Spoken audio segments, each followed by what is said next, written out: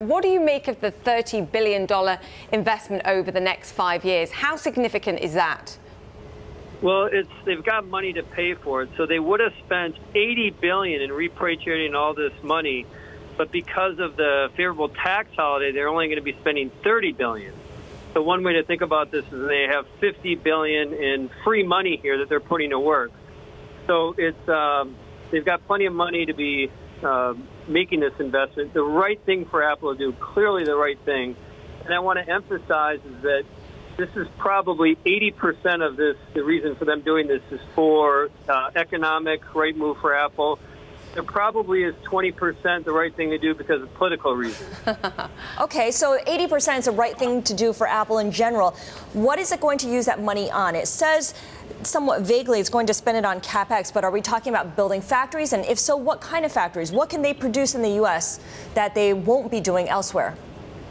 Well, they're going to stick to doing what they're already doing a lot in the U.S. One of the things that Apple prides themselves on is customer service. If you ever called Apple customer service in the U.S., you are supported by someone who is based in the U.S. And so when you think about this investment, at least the early stuff that they're talking about is going to be probably as not exciting as it sounds. It's like an office park where they're doing technical support. And it could be everything from doing customer calls to coding and basically fixing software patches, things like that. So that's probably stage one of this.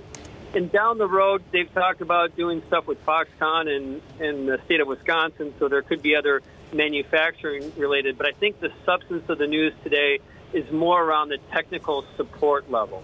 What they haven't talked about is the potential for increased buybacks here or potential M&A going forward too. Gene, are you going to revise your target price at all as a result of this announcement today? We're not. We'll keep things as they are. But just to give you some context of the money that they brought back, so they're going to bring back an incremental $214 billion. And the majority of that is probably going to be spent on buyback, just like you said. And we're going to hear more about that when they report their March quarter.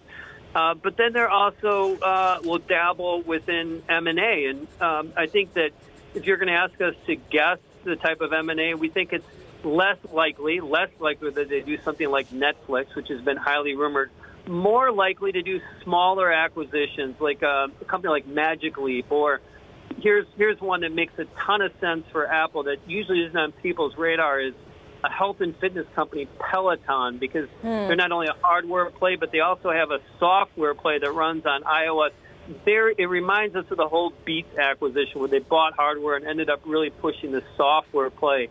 But those would be some examples of the type of M&A, not blockbuster M&A, but M&A that you could see neatly folded within Apple's ecosystem.